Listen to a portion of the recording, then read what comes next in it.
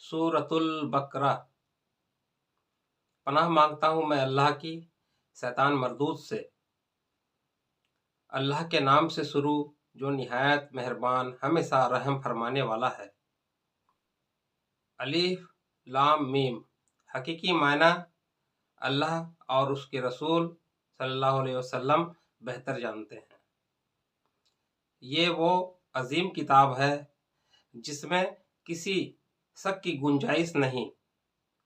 یہ پرہیزگاروں کے لیے ہدایت ہے جو غیب پر ایمان لاتے ہیں اور نماز کو تمام حقوق کے ساتھ قائم کرتے ہیں، اور جو کچھ ہم نے انہیں عطا کیا ہے اس میں سے ہماری راہ میں خرچ کرتے ہیں، اور وہ لوگ جو آپ کی طرف نازل کیا گیا اور جو آپ سے پہلے نازل کیا گیا سب پر ایمان لاتے ہیں، اور وہ آخرت پر بھی کامل یقین رکھتے ہیں۔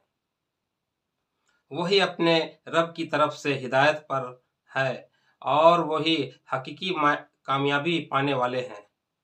بے شک جنہوں نے کفر اپنا لیا ہے ان کے لیے برابر ہے، خواہ آپ انہیں ڈرائے یا نہ ڈرائے وہ ایمان نہیں لائیں گے۔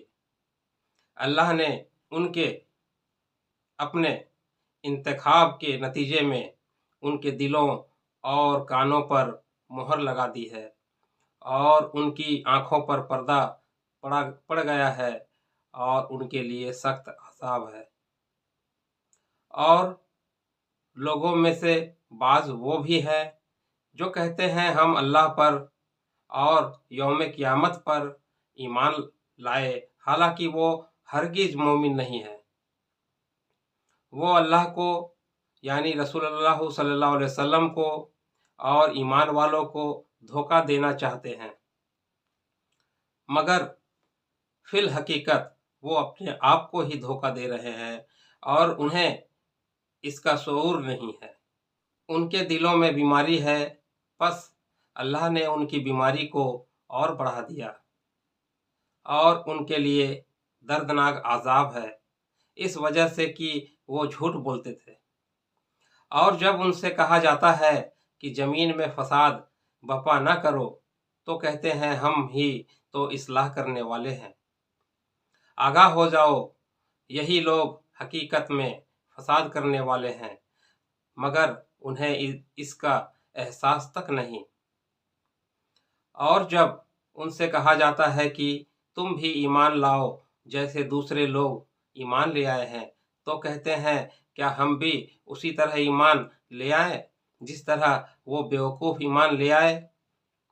جان لو بیوقوف در حقیقت وہ خود ہیں، لیکن انہیں اپنی بیوقوفی اور ہلکے پن کا علم نہیں۔ اور جب وہ منافق اہل ایمان سے ملتے ہیں تو کہتے ہیں کہ ہم بھی ایمان لے آئے ہیں، اور جب اپنے شیطانوں سے تنہائی میں ملتے ہیں تو کہتے ہیں ہم یقیناً تمہارے ساتھ ہیں۔ ہم مسلمانوں کا تو محض مذاق اڑاتے ہیں۔ اللہ انہیں ان کے مذاق کی سزا دیتا ہے اور انہیں ڈھیل دیتا ہے تاکہ وہ خود اپنے انجام تک جا پہنچے، سو وہ خود اپنی سرکشی میں بھٹک رہے ہیں۔ یہی وہ لوگ ہیں جنہوں نے ہدایت کے بدلی گمراہی خریدی، لیکن ان کی تجارت فائدہ مند نہ ہوئی اور وہ فائدہ مند اور نفع بخش سودے کی راہ جانتے ہی نہیں تھے۔ ان کی مثال ایسے شخص کسی مانند ہے جس نے تاریک ماحول میں آگ جلائی، اور جب اس نے گرد و نواح کو روشن کر دیا تو اللہ نے ان کا نور سلب کر لیا اور انہیں تاریکیوں میں چھوڑ دیا۔ اب وہ کچھ بھی نہیں دیکھتے، یہ بہرے، گونگے اور اندھے ہیں، پس وہ راہ راست کی طرف نہیں لوٹیں گے۔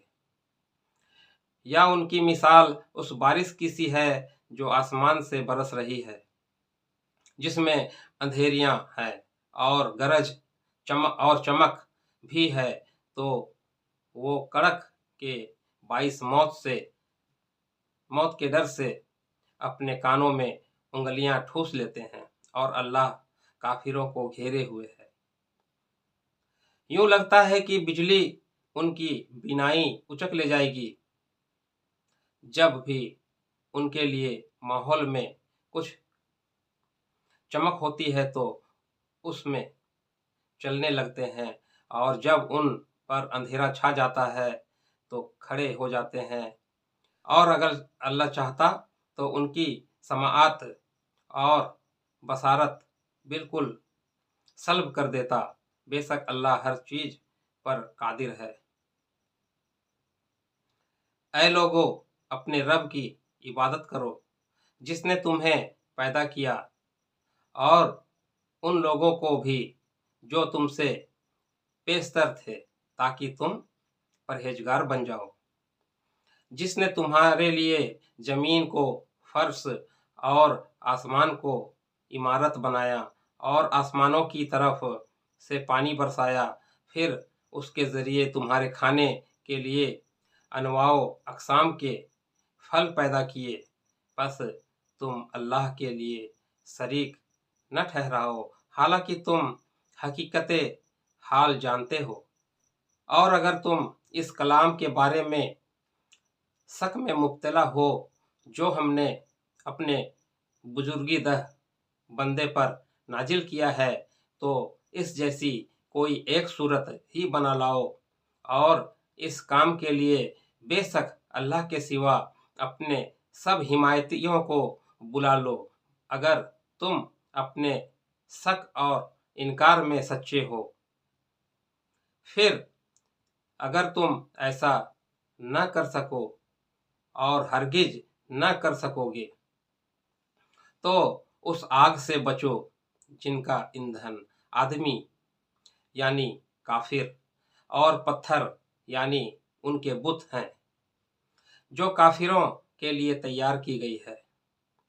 اور اے حبیب صلی اللہ علیہ وسلم، آپ ان لوگوں کو خوشخبری سنا دیں جو ایمان لائے اور نیک عمل کرتے رہے، کہ ان کے لیے بہشت کے باغات ہیں جن کے نیچے نہریں بہتی ہیں۔ جب انہیں ان باغات میں سے کوئی پھل کھانے کو دیا جائے گا تو اس کی ظاہری صورت دیکھ کر کہیں گے، یہ تو وہی پھل ہے جو ہمیں دنیا میں پہلے دیا گیا تھا، حالانکہ انہیں صورت میں ملتے جلتے پھل دیے جائیں گے۔ ان کے لیے جنت میں پاکیزہ بیویاں بھی ہوں گی، اور وہ ان میں ہمیشہ رہیں گے۔ بے شک اللہ اس بات سے نہیں شرماتا کہ سمجھانے کے لیے کوئی بھی مثال بیان فرمائے، خواہ مچھر کی ہو یا ایسی چیز کی جو حقارت میں اس سے بھی بڑھ کر ہو۔ تو جو لوگ ایمان لائے وہ خوب جانتے ہیں کہ یہ مثال ان کے رب کی طرف سے حق ہے کی نشاندہی ہے، اور انہوں نے کفر اختیار کیا، وہ اسے سن کر یہ کہتے ہیں کہ ایسی تمثیل سے اللہ کو کیا سروکار۔ اس طرح اللہ ایک ہی بات کے ذریعے بہت سے لوگوں کو گمراہ ٹھہراتا ہے، اور بہت سے لوگوں کو ہدایت دیتا ہے، اور اس سے صرف ان ہی کو گمراہی میں ڈالتا ہے جو پہلے ہی نافرمان ہے۔ یہ نافرمان وہ لوگ ہیں جو اللہ کے عہد کو اس سے پختہ کرنے کے بعد توڑتے ہیں، اور اس تعلق کو کاٹتے ہیں جس کو اللہ نے جوڑنے کا حکم دیا ہے، اور زمین میں فساد بپا کرتے ہیں۔ یہی لوگ نقصان اٹھانے والے ہیں۔ تم اس طرح اللہ کا انکار کرتے ہو حالانکہ تم بے زبان تھے، اس نے تمہیں زندگی بخشی، پھر تمہیں موت سے ہمکنار کرے گا، اور پھر تمہیں زندہ کرے گا پھر تم اسی کی طرف لوٹائے جاؤ گے۔ وہی ہے جس نے سب کچھ جو زمین میں ہے تمہارے لیے پیدا کیا، پھر وہ کائنات کے بالائی حصوں کی طرف متوجہ ہوا تو اس نے انہیں درست کر کے ان کے ساتھ آسمانی طبقات بنا دیے، اور وہ ہر چیز کا جاننے والا ہے۔ اور وہ وقت یاد کریں جب آپ کے رب نے فرشتوں سے فرمایا کہ میں زمین میں اپنا نائب بنانے والا ہوں۔ انہوں نے عرض کیا، کیا تو زمین میں کسی ایسے شخص کو نائب بنائے گا جو اس میں فساد انگریزی کرے گا اور خورنجی کرے گا؟ حالانکہ ہم تیری حمد کے ساتھ تسبیح کرتے رہتے ہیں اور ہمہ وقت پاکیزگی بیان کرتے ہیں۔ اللہ نے فرمایا، میں وہ کچھ جانتا ہوں جو تم نہیں جانتے۔ اور اللہ نے آدم علیہ السلام کو تمام اشیاء کے نام سکھا دیے، پھر انہیں فرشتوں کے سامنے پیش کیا اور فرمایا، مجھے ان اشیاء کے نام بتا دو اگر تم اپنے خیال میں سچے ہو۔ فرشتوں نے عرض کیا، تیری ذات ہر نقص سے پاک ہے، ہمیں کچھ علم نہیں مگر اسی قدر جو تو نے ہمیں سکھایا ہے، بے شک تو ہی سب کچھ جاننے والا حکمت والا ہے۔ اللہ نے فرمایا، اے آدم، اب تم انہیں ان اشیاء کے ناموں سے آگاہ کرو۔ پس جب آدم علیہ السلام نے انہیں ان اشیاء کے ناموں سے آگاہ کیا تو اللہ نے فرمایا، کیا میں نے تم سے نہیں کہا تھا کہ میں آسمانوں اور زمین کی سب مخفی حکمتوں کو جانتا ہوں، اور وہ بھی جانتا ہوں جو تم ظاہر کرتے ہو اور جو تم چھپاتے ہو۔ اور وہ وقت بھی یاد کریں جب ہم نے فرشتوں سے فرمایا کہ آدم علیہ السلام کو سجدہ کرو تو سب نے سجدہ کیا سوائے ابلیس کے۔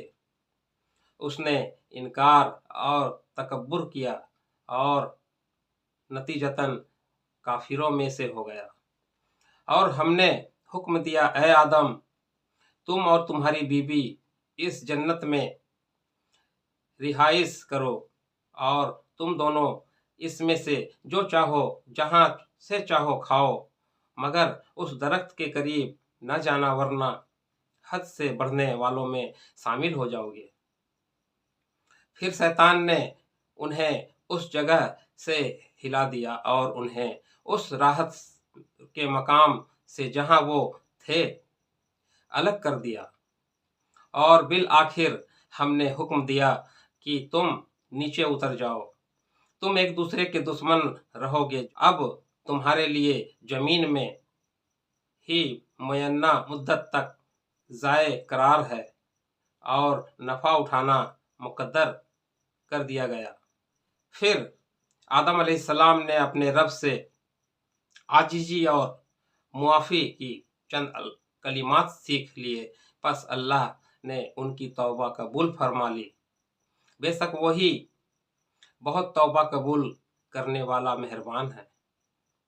ہم نے فرمایا، تم سب جنت سے اتر جاؤ، پھر اگر تمہارے پاس میری طرف سے کوئی ہدایت پہنچے تو جو بھی میری ہدایت کی پیروی کرے گا نہ ان پر کوئی خوف طاری ہوگا اور نہ وہ غمگین ہوں گے، اور جو لوگ کفر کریں گے اور ہماری آیتوں کو جھٹلائیں گے تو وہی دوزخی ہوں گے، وہ اس میں ہمیشہ رہے گا۔ اے اولاد یعقوب، میرے وہ انعام یاد کرو جو میں نے تم پر کیے، اور تم میرے ساتھ کیا ہوا وعدہ پورا کرو۔ میں تمہارے ساتھ کیا ہوا وعدہ پورا کروں گا، اور مجھ ہی سے ڈرتے رہو،